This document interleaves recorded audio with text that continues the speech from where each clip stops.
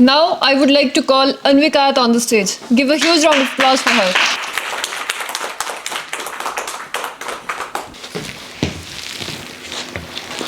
हम देश विरोधी नारे लगाएं, हम समाज में अराजकता फैलाएं, भारत तेरे टुकड़े होंगे चिल्ला चिल्ला कर सबको बताएं, सत्ता के लालच में अपनी मर्यादा भूल जाएं, किससे कहूँ मैं यह पीड़ा मेरे भारत की कुछ ना समझ कहते हैं, असीमित हो आज़ादी अभिव्यक्ति की।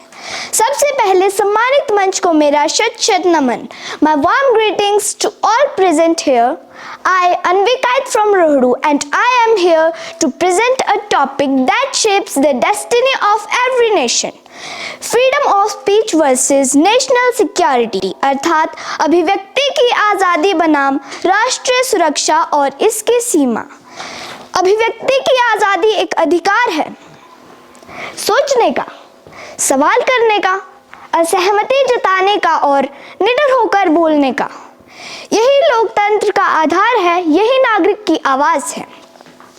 लोकतांत्रिक व्यवस्था ने आर्टिकल 19 के तहत हमें अभिव्यक्ति की आज़ादी का मौलिक अधिकार दिया है और पूरी दुनिया में केवल 165 कंट्रीज ही अपने नागरिकों को अभिव्यक्ति की आज़ादी देती है।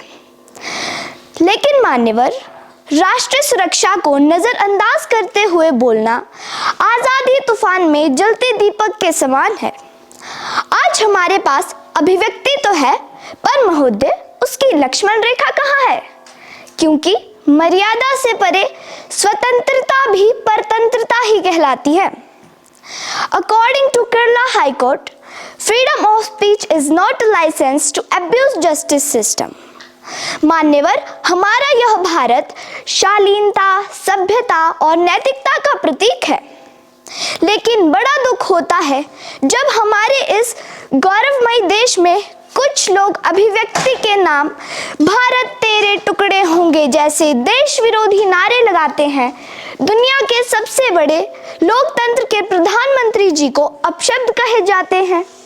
दिन रात सीमा पर अपनी जान की परवाह न कर दुश्मनों से हमारी रक्षा करने वाली सेना तक को भला बुरा कहा जाता है।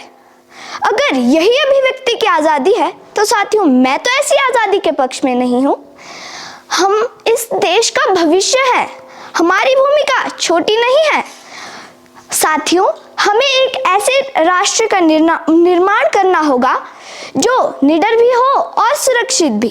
अंत में इतना ही कहना चाहूँगी, कोई भारत की एकता पर उंगली ना उठा पाए, कोई इस देश से धर्म को मिटाने की बात ना फरमाए, इस पावन माटी से कभी बारूदों की बू ना आए, इस सोने की चिड़िया को कोई विश्व गुरु बनने से रोक ना पाए, तभी तो कहती हूँ साथियों, इस अभिव्यक्ति की हम खुद ही लक्ष्मण रेखा बन जाए, खुद ही लक्ष्मण रेखा बन जाए।